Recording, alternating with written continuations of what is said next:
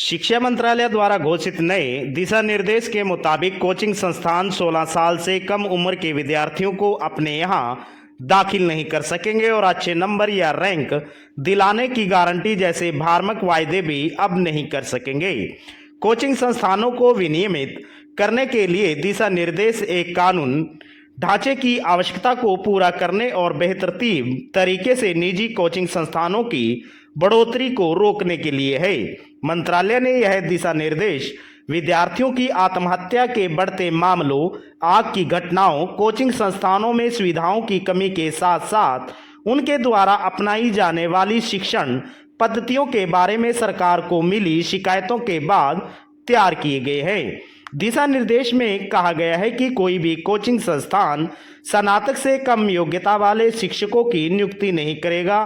Coaching संस्थान विद्यार्थियों के नामांकन के लिए माता पिता को भ्रामक वायदे या रैंक या अच्छे अंक की गारंटी नहीं दे सकते। संस्थान 16 वर्ष से कम उम्र के छात्रों का नामांकन नहीं कर सकते। विद्यार्थियों का कोचिंग संस्थान में नामांकन माध्यमिक विद्यालय परीक्षा के बाद ही होना चाहिए। दिशा निर्देश के मुताबिक कोचिंग संस्थान कोचिंग की गुणवत्ता या उसमें दी जाने वाली सुविधाओं या ऐसे कोचिंग संस्थान या उनके संस्थान में पढ़े छात्र द्वारा प्राप्त परिणाम के बारे में प्रत्यक्ष या अप्रत्यक्ष रूप से किसी भी दावे को लेकर कोई भ्रामक विज्ञापन प्रकाशित नहीं कर सकते हैं या प्रकाशित नहीं करवा सकते हैं या फिर प्रकाशन में भाग नहीं ले सकते।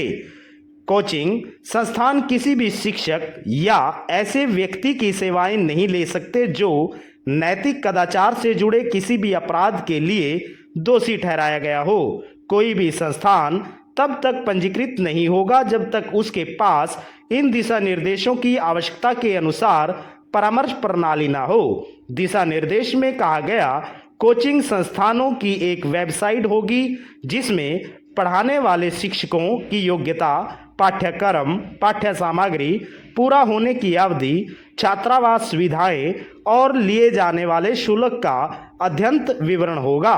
नए दिशा निर्देशों के अनुसार विद्यार्थियों पर कड़ी प्रतिस्पर्धा और शैक्षणिक दबाव के कारण कोचिंग संस्थानों को उन्हें तनाव से बचाने के लिए कदम उठाने चाहिए और उन पर अनावश्यक दबाव डाले बिना कक्षाएं संचालित करनी चाहिए। दिशा निर्देश में कहा गया कोचिंग संस्थानों को संकट और तनावपूर्ण स्थितियों में छात्राओं को निरंतर सहायता प्रदान करने के लिए तत्काल हस्तक्षेप के लिए एक तंत्र स्थापित करना चाहिए।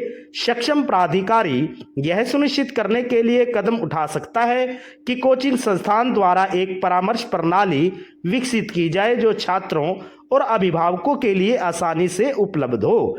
दिशा निर्देश में विद्यार्थियों के मानसिक कल्याण को लेकर विस्तृत रूपरेखा पिछले साल कोटा में रिकॉर्ड संख्या में छात्रों की आत्महत्या करने की घटना के बाद आई है।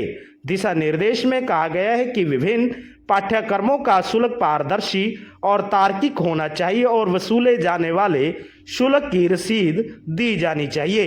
इसमें साफ किया गया है कि अगर छात्र बीच में ही पाठ्यक्रम छोड़ता है तो उसकी बची हुई अवधि की फीस लौटाई जानी चाहिए।